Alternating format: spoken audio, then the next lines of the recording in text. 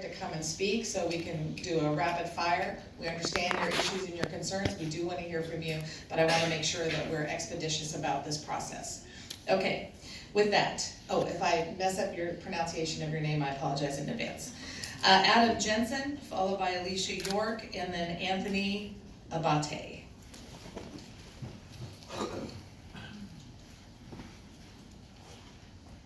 Morning. Good morning. Adam Jensen. Recently in May purchased a home near this property. Found out the proposal on Friday. I do want to express that I do feel like each one of you, your purpose is to help.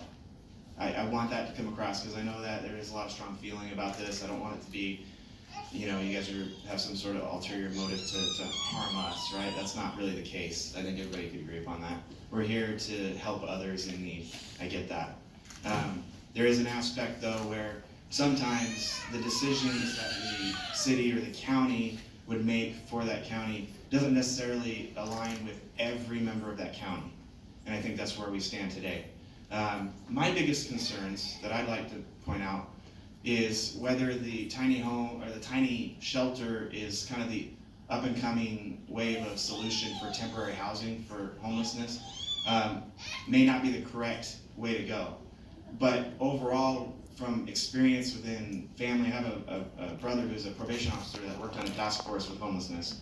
And from him himself explaining to me, when we do these temporary housing for homeless people, we tend to see a lot of negative side effects to that neighboring area. Now, we say unincorporated area of Vacaville that's being purchased. But what we don't realize, if you're not there, you see that there is an up and coming new neighborhood growing around that unincorporated area. So it is not any longer an unincorporated area where we could stick a temporary housing. It's a new flourishing neighborhood within Vacaville that has young families, older families that moved to this area knowing that it was going to be a safe area that they could live and have their kids grow up. Now we're looking at the possibility of having drugs, crime, unsupervised people in that neighborhood. I'm going to ask you to conclude your comments. And just for the audience's sake, there's nowhere in the staff report, we are not talking about tiny homes being put on this property, so just so you know that, but you may not believe it. Alicia York, followed by Anthony Abate, and then Bob Dunn. All right, I'm Alicia York. I just would like to say that this vote should not be happening at all. In your resolution, you are stating that notice of the intention to purchase the property was given in accordance with California Government Code Section 6063 and 25350, but that was not the case. 25350 states no purchase of real property shall be made unless a notice of the intention of the Board of Supervisors to make the purchase is published in the county pursuant to Section 6063. 6063 states publication of notice shall be once a week for 3 successive weeks. 3 publications in a newspaper regularly published once a week or oftener, with at least 5 days intervening between the respective publication dates, not counting such publication dates are sufficient. The period of notice commences upon the first day of the publication and terminates at the end of the 21st day, including therein the first day. There's a notice that was attached to the agenda that has a date of November 24, 2019. That was 16 days ago. That is less than 3 weeks. Therefore, there should not be a vote that should be happening. If you continue with this vote, we will have to file a suit, and we also will have to file a complaint against you, because you are not meeting the requirement that you stated in your documents that you completed. Our neighborhood will not tolerate it, our community will not tolerate it, and the county will not tolerate it. And honestly, I'm disgusted by this whole entire thing. Thank you.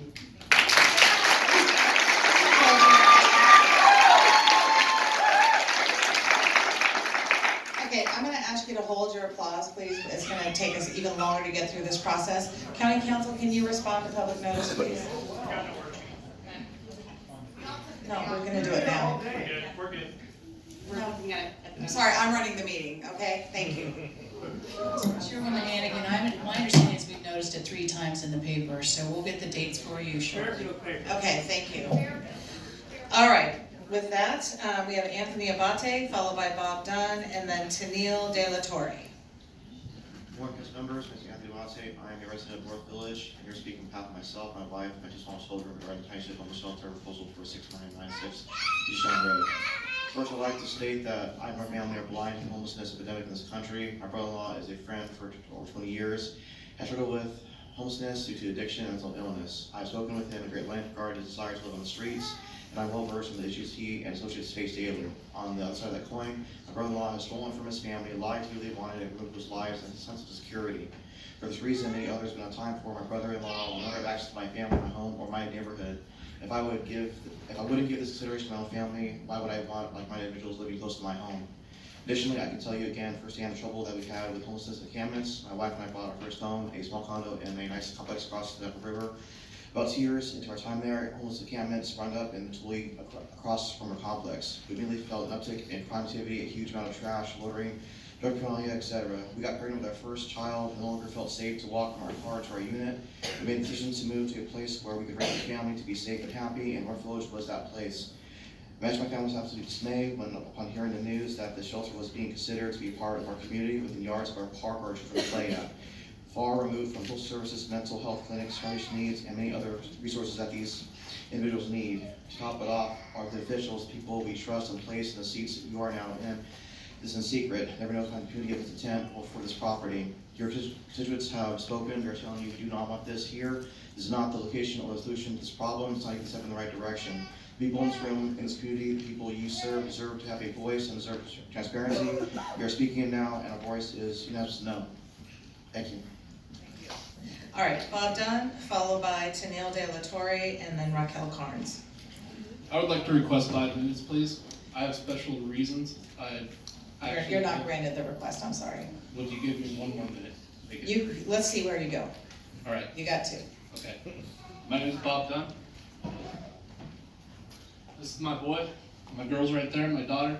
I got a 1-year-old and a 3-year-old. I live directly next door to this property. I live at 6980 Leisure Road. We never got any notification at all. We never got the one that you guys are sending out that she just spoke about, the one that came out on November 24th. My house is 60 feet away from this property. I did not receive that notification. I didn't even get a visit. I called Skip on Saturday when I found out. That's when I found out, was this past Saturday on the 7th, because somebody posted it on Facebook, thank God. So, we've been doing everything. We moved in here 4.5 years ago onto the property. We thought it was a safe spot. It's our dream home. This is what we wanted. We thought this is where we were gonna raise our family. We had our 2 kids since we lived there. This is what we wanted. And then on Saturday, our whole world got flipped upside down. What's going on is that we feel like there's no transparency here. No one came out and talked to us first. I would expect that Supervisor Vasquez would have done that. We went around, asked neighbors about it, if they're aware of it. This is not an empty lot that nobody wanted. This was something that actually somebody in the neighborhood wanted to buy. So, I'm sorry. Another question I have is that if there's a rule that you have to notify within 500 feet, did the people on the city side get that notice? Because they're within 500 feet as well. The properties on Pinehurst Court, Josiah Court, and Morning Sun Court are all within 500 feet. I believe there's a violation of the Brown Act there.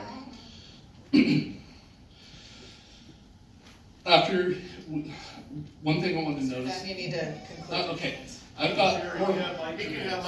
And I have 450 signatures, ink signatures that we got yesterday. Okay, We have over 650 that came in online and still counting. okay. Thank you, Mr. Dunn. In one day. In All right. one day, we got this all yesterday. Appreciate it. We really feel this was done behind closed doors without notification, without even coming out and talking to us. Okay. And actually, after your last presentation, talk with the kids and things like that, that would be more beneficial in my mind. That's, All right, thank you. Your children are adorable, by the way. Tennille De La Torre? I'm sorry? Yeah, can I make these public record? Yeah, you can give them to Jeanette. Tennille De La Torre, followed by Raquel Carnes, and then Jim Carnes.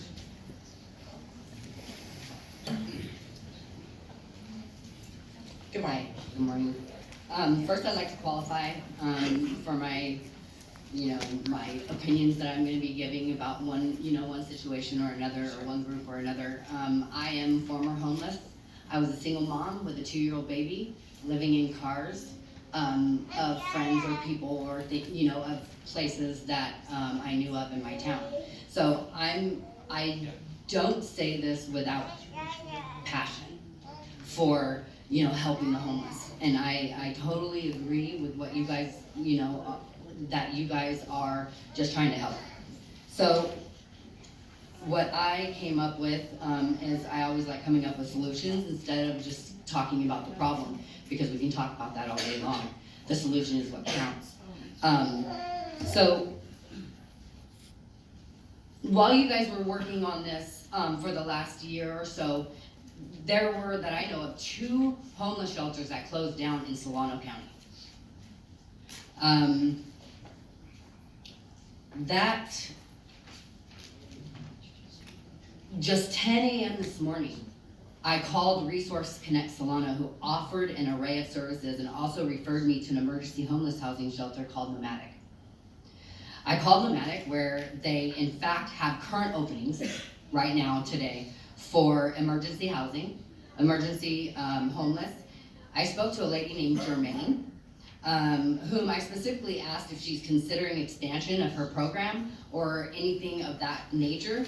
If funds are available to her, would it help? She said, absolutely. She's been trying to expand her homeless shelter and her program, but just don't have the funds to do it. So just giving that to you guys, so you guys have that referral for if anything you need her. Let me do, so I'm not even gonna go there. So that's my solution to the problem. I do live adjacent to that property as well. I do wanna say that I had the first right of refusal that was stripped from me, which is my son, for that property. Okay. And then, Appreciate it. All right, Raquel Carnes, followed by Jim Carnes, and then Roy Stockton. Good morning. Good morning. Thank you for the opportunity to let our neighbors speak about this project. My husband and I, excuse me, we live 3 doors down from the proposed project. We've lived in that house for 20 years, and we oppose the project. We only found out about the project 2 days ago, and I think the fact that people are only finding out about it via Facebook is terrible. We bought our home in this area because it was a safe place to live, and I'm concerned and worried about coming home alone late at night or leaving early in the morning to go to work and having homeless people wandering through our neighborhood. Homeless are known to be dirty and messy. The homeowners in our neighborhood are hardworking individuals who keep our properties clean and tidy. A project of this nature will diminish the county look and feel of our neighborhood. The homeowners in our neighborhood have a vested interest in our properties, and bringing in homeless individuals to our neighborhood, they will not have any vested interest in our neighborhood. The wall that you mentioned and showed in several pictures is on the opposite side of the street. There's no wall on our side of the street. There's no protection, there's no blockage. We all have country style fencing that's low, visually you can see.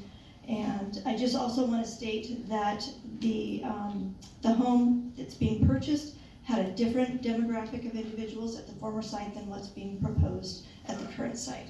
Exactly. Very different. Thank you. Thank you. With that, Jim Carnes, followed by Roy Stockton, and then Daryl Goldwitzer.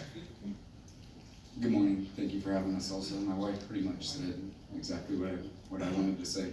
We've been there for 20 years. We were there before the North Village. You know, we had cattle in front of us. It was country property then, and maybe you guys could have put something like that there at that time. But the North Village has moved in. They've been great neighbors. You know, they haven't bothered us at all. When we first were there, we would go to hearings about, you know, the village and about 2-story houses and about all the traffic and all this and all that. And the city really, really worked with us on that project. They gave us all in front of our houses is all courts. They didn't give us 2-story houses. They didn't give us entrances into our street. They wanted to make highway, like a highway through that, 4-lane highway. We fought with the city at that time, and they worked with us. North Village is a great asset to our entire community, and we have no complaints about them. This is gonna impact our world and it's gonna turn our entire world upside down. I plan on retiring in 2 years. This was our dream home 20 years ago. I paid $300,000 for that house 20 years ago. I was making about $1,000 a month. I didn't know how I was gonna make it there. So with my wife working, she had a good job, and we struggled and struggled and struggled for 20 years. Now we're ready to retire, and we just don't feel these are great neighbors for us.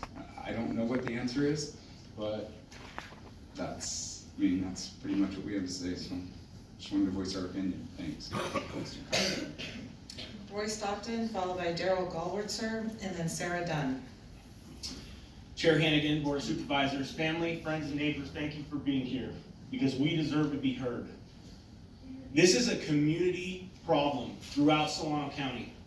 And if you want to solve a community problem with a community solution, you need input from the community. They are here now, and they would be here if you had a committee or something to find a real solution that's actually going to help the homeless people.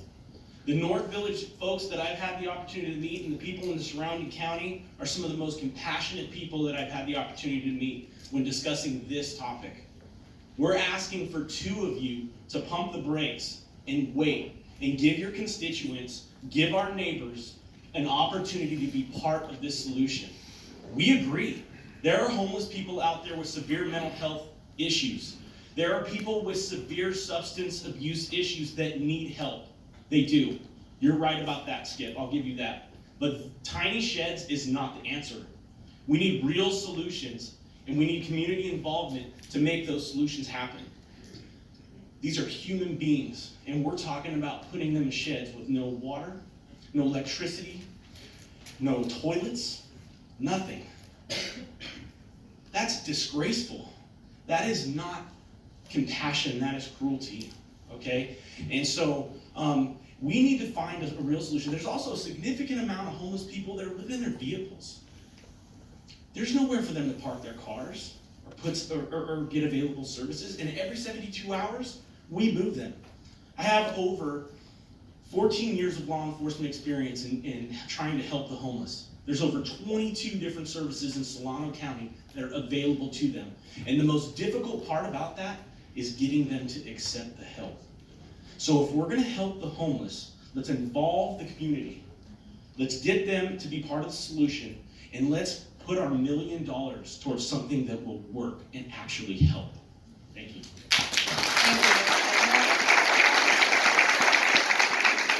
This particular item is not about tiny homes. It is about a roof and a flushing toilet. Mr. Goldwitzer, followed by Sarah Dunn, and then Dennis Scharfenberg. Yeah, Madam Chair, Board of Supervisors, everything's already been said that I wanted to say, but it feels like you did do this without us knowing, and I'd like to give the rest of my time to Sarah. Okay. Ms. Dunn, followed by Dennis Scharfenberger, and then Carolyn Memonot. Hi, I'm Sarah Dunn. I'm a direct neighbor of the property that's in proposal to purchase. I have 2 young kids. I was not notified of this on coming up to be in my neighborhood until Saturday when I checked Facebook and saw that it was in the Fairfield paper. I feel like this is unethical to do that and not have a community discussion about this. You're talking about rehabbing drug addicted and alcohol addicted people in my neighborhood and not talking to me about it. You think that these little kids are gonna wanna be playing in the street? You think I'm gonna feel comfortable with them picking up a used needle from somebody that, maybe fell off the program for a week? No, it's unacceptable. Look in her eyes and tell me that if you had a child this age, you would want that right next to you. My home is 60 feet away from this property. I can throw a stone at it. This is not acceptable at all. Please, I'm urging you to vote no. Please put a hold on it, have a community discussion. Let's talk more about it as a community. I'm so furious that this would even be a possibility. You guys would throw this at us and not even knock on my door and say, hey, you guys knew you're doing this since August. I found out online. You've been talking about this besides closed doors from a long time ago. You could have come talk to the neighborhood and say, hey, we're thinking of doing this. We want to get your feedback. We want to see how you feel about this.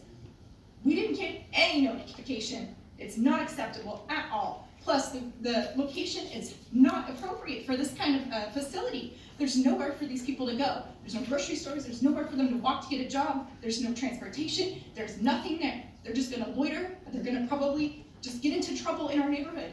Think about it, would you want that right next to your house? I don't feel safe. I wanna sell my house now if you guys do this, and who's gonna buy it? My property value is gonna go down, like skyrocket down. Nobody's gonna wanna buy my property next to a homeless shelter. It's unacceptable. Please vote no. Thank you. All right. And then Dr. White, and then Kathy Pinder. Hello. I thank you for a chance to voice my opinion. My name's Dennis Sharpenberg. My property is probably 80 feet from this shelter across the street and the new development there. We did not receive any notice whatsoever. My neighbor came over and said, "Hey, did you hear about this proposal?" And I said no, so I was asked to stop in here. I have every intention of trying to persuade you to reconsider, review the location. I'm certainly not opposed to helping the homeless. I'm involved in some of it through our church. I just think that the location should be reviewed. It's not a proper location, not appropriate at all in a residential family community across from all the residential neighborhoods. And I'm really surprised at the pictures that were shown. And I think they're totally inaccurate. Since I live right there, I know what's up and down the street. And I'm across the street, and right in front of my house is a city park, which doesn't show up on any of the pictures. The pictures are totally misleading because the shots are down the street. It doesn't show the houses on either side because it's set back off the street. And that would be the older neighborhood or the county part. The city part that I live in, it barely shows that. My house is right behind this property. So I'm really disappointed that the presentation was so poorly set up, and I think it's totally inaccurate. And I just want to make that point as a resident of the area. So. Thank you for your comments. All right, Carolyn Memenot, followed by Kathy Pinder, and then Mark Dunn. Hi, I am Carolyn Mehmet. I'm a mom. I'm the grandmother of these two beautiful children.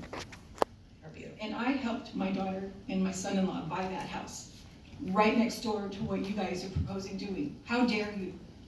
How dare you not notify them? Would you want that next door to you? Would you want your children or your grandchildren to be right next to drug addicts that don't have to be clean to move in there, or mental health people? I have nothing against either one of those. I have nothing against the homeless, but this is not the location. This is a neighborhood, and there are hundreds of families on the other side of the street. And I talked to many of them, and they don't like it, and they were appalled, and they didn't know about it either.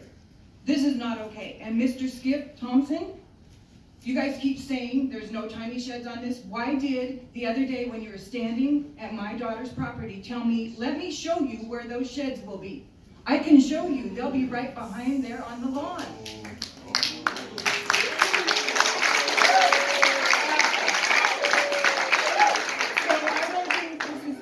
All what it appears to be. And my daughter's house is beautiful. She bought it as her forever home. And all those people in this audience do not agree with this, because this is not the right place for a homeless shelter of any shape, size, or form. The property before, they were quiet. We never saw them. They were probably disabled and sick. That's fine, but this, what you're proposing, is not appropriate at all for this location. And everybody's property values will reflect that, unfortunately, and it will be all your fault if you don't vote no for this. I am urging you as human beings, and this is a real family, and these are real people with real fears, and I spend the night there frequently, and I sleep with the window open. But do you think I will leave that window open anymore? No way. I would feel unsafe. And I don't care how nice these people might be if they're clean and sober or mentally straight, but they are not. And that's what Mr. Skip Thompson told us, who was going to be there. They are the chosen people for this property. Thank you so much for hearing us. Yes, your time is up. Kathy Pender, followed by Mark Dunn. What? No, you're done. Kathy Pender, followed by, I don't know if it's Mark Dunn. Mark Dunn is not here anymore, he's going to leave. Okay, Brandon Klein, and then James Haggerty. My name is Kathy Pender. I say this not right. These are my grandkids. You pull the mic down, Ms. Pender. Just pull the mic down a little bit. My son is Bob Dunn. My daughter-in-law is Sarah. And of course, this is Ella. Ella and my grandson, Casey. This is not right. They bought this house 4.5 years ago to be their dream home, and to live in it forever, and to raise their 2 children. And these are sweethearts. I mean, they're great kids, and I don't want to see this happen to them. I do have, I have a couple, what, in the beginning of this meeting, you said it's for safety. The reason why everybody has to be in a certain place is for safety first. And that was your quote, Chair Hennigan, and this is safety for them. If they can't have safety in their own environment and liberty, then that's not okay. These are kids, they don't have a voice. That's why we're here today, to be their voice. We also said, we haven't been honest to the neighbors because you haven't given them notice, you haven't said anything to them. And to find out Friday and Saturday, we're having a Christmas celebration on Saturday. We find this out in the morning. It pretty much destroyed our family Christmas because we couldn't enjoy ourselves knowing that Bob and Sarah were having to deal with this. And that's not okay to these kids. Then justice for all, that was the last comment that we said when we said the Pledge of Allegiance. Is this justice for my grandkids? Is this justice for my son and his wife? No. This is taking away their justice and their freedom and their liberty by putting people next door that are not viable citizens that can contribute to this society and help them out. And that's my 2 cents. Thank you, I appreciate that. Kathy, are you Kathy Pender? I'm sorry. Okay, I got a little confused here. Brandon Klein, followed by James Haggerty, and then Patrick Giles. Good afternoon, Madam Chair and members of the board, and to my fellow neighbors of North Village and beyond. My name is Brandon Klein. I'm an environmental attorney, and I've been retained by a few homeowners to deal with this matter. On an emergency basis, I'll be working pro bono, so look for me, I'll be your lawyer.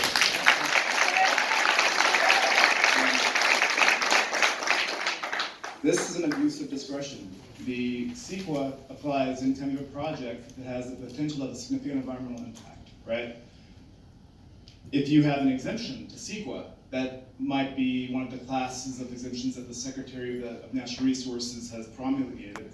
I was a law clerk in the governor's office of planning and research, so I know how these things work. I've advised communities, and I recognize abuse of discretion, and this is an abuse of the CEQA process on its face, because this is not an existing homeless facility.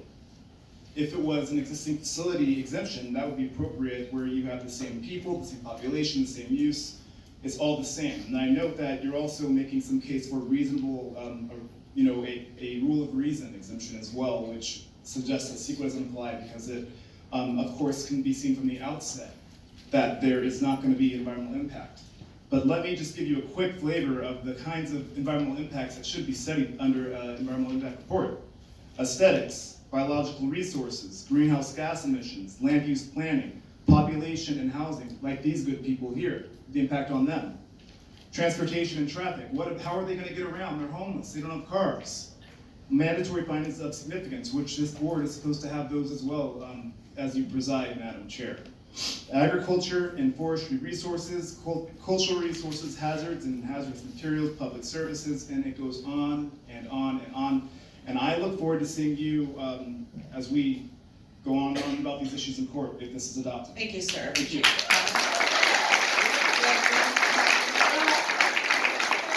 Followed by Patrick Giles and then Michelle Murphy-McCready. I live 2 doors north of the planned homeless camp, and I can look another house north, and the family just moved in 2 years ago, and they got 4 kids, and they jump on the trampoline, and the boys play soccer. Because I know you ladies, you people don't know what's in the neighborhood. And I can look the other way, and Art's grandkids drive up and down the driveway in a quad, little kids. And he turned all day long. That kid goes all day long. And the little kid drives a little battery-powered quad thing he drives around. His house, you can touch his house and the fence behind the Hope House, the property. And on the other side, Joe's kids, the boys are always driving the bikes up and down the street, skidding and popping wheelies off the curbs and everything. And I know you people don't know what it looks like there. I know not everybody's been there. But it's a very quiet, nice community.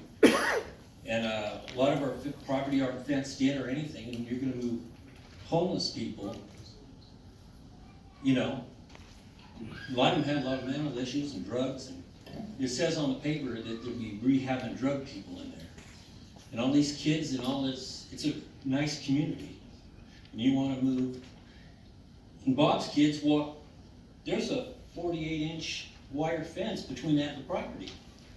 And Bob and Sue are always walking the kids in the back. Well, that won't be happening anymore. Whiten my neighborhood out. Thank you. Thank you. Next speaker, Patrick Giles, followed by Michelle Murphy-McCready, and then Andrea Kamen. Good morning, my name is Patrick Giles. I'm a resident of Ackerville, but I'm also the Public Works Superintendent for the City of Fairfield. And I have 2 nephews that live less than 500 feet from this, and a few co-workers that are within about that same distance. Part of my duties at work include overseeing a team who specifically deal with homeless. They're called the Homeless Engagement and Response Team, or the HEART team. They work very closely with Officer Stockton, the CHP, and the HIT team for the City of Fairfield, and they deal with this. They get a steady diet of homeless every day, day in, day out. And I can tell you from my own experience that there's so many things that go along with this. They don't discriminate whether it's a ranch property, whether it's a residential property, whether it's a business. There's a lot of things that happen as a result of having homeless in your environment. And we all can agree that this is a very complex problem. There's no solution in sight directly, but this model that you've chosen, I don't understand what you're using as a model, but I mean, I could see throwing $1 million at Shelter Solano.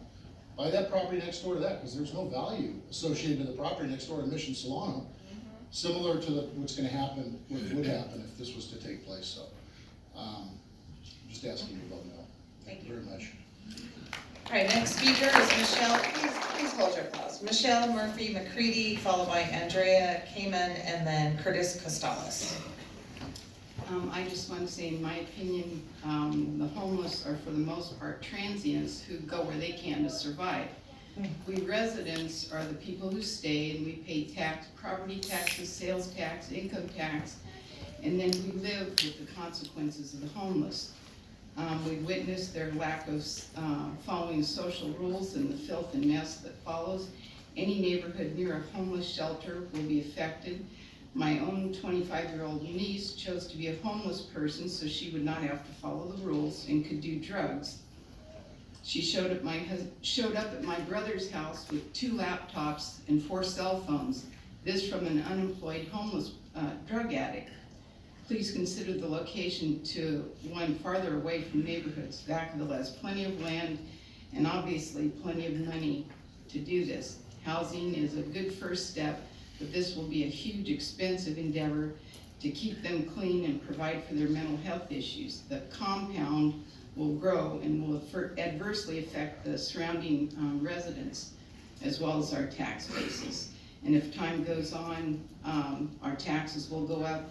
And at some point, I'll probably be one of the senior homeless people. Well, we hope that doesn't happen. Andrea Kamen, followed by Curtis Costales, and then Arthur Kamen. Good morning. Many of the items I wanted to share have already been expressed by the community here, but the gentleman, a couple before me, had mentioned the grandkids running up and down the driveway, and those grandkids of ours are my children. I go to work every day. I work hard in the community of Vacaville, pay taxes, support the youth in our community, including homeless youth, and I go to work knowing that my kids are cared for at the home of my in-laws. You are robbing me of that. I am scared to death of what my children might pick up, be exposed to, as well as the soccer practices I run at the nearby park and what they may be exposed to of those children that I mentor in the community. I am asking you guys to reconsider this. What I do know in working with the homeless youth, and anytime you're working with the homeless, is that you need stakeholders involved in your plan. And right now, we don't have a plan. We all can agree that we do not have a plan. You guys need stakeholders who are involved in the community to take a stand and help you guys come up with a solution, because we know that there needs to be a solution. But right now, without a plan of stakeholders, you're guaranteed for failure. Not to mention the housing prices being brought down by this moving in there. So please reconsider and vote no. Thank you. Next speaker is Curtis Costales, followed by Arthur Kamen, and then Armando Zamora. Good morning. I just have a few concerns about this proposed development. One thing that hasn't been mentioned yet is this is within 500 feet of Corderos Park. There's an existing law out there that if you're a sexual offender registered per 290 of the penal code, you can't be live within 2,000 feet of the park, and this is well within those boundaries. I don't understand if we're trying to help the homeless why we're putting them on the outskirts of town, which is away from city transportation jobs and other services. I kind of find it hard to believe that the county doesn't already own property which is currently used or cheaper. Vacaville is one of on the higher median end of the county for as far as property values go. Seems to me there could be a cheaper place in the county where they could get more bang for their buck. Also, it looks like the plan doesn't really have much of a plan so far. There's a hope that nonprofits are going to come in and help with this, but there's nobody who's committed yet as far as the paperwork goes. North Village is where I live, and for those of you who've lived here of any time, you know that we've already been kind of put through the ringer with having changes to our community that were a bit of a surprise to us. A few years ago, we were supposed to have a school. That was taken away, and now we're having this proposed development put in, and it's just very unsettling. Vacaville PD does a great job with keeping our city safe. Captain's here today. I'd like to thank him and the police department, and this is just going to put more strain on them to help keep us safe. And if you look up the definition of what's being proposed versus what a slum is, we're pretty close here. And a state-sanctioned slum is pretty concerning. This is not something we should be seeing in our city, county, country. Thank you. Thank you. Next speaker is Arthur Kamen, followed by Armando Zamora, and then Earl Swetland. I spoke for Arthur. Okay, thank you for the heads up. Then Armando Zamora, followed by Earl Swetland, and then Randy, begins with an S. On Epic Street, Randy? That's me. Okay, you're next after that. Thanks. Are you Armando? I'm Armando Zamora. Good morning. Good morning. I live on Josiah Court, 500 feet or less from the proposed property that you want to acquire. I've everything that has been said that I was going to say, but I also have a proposal, an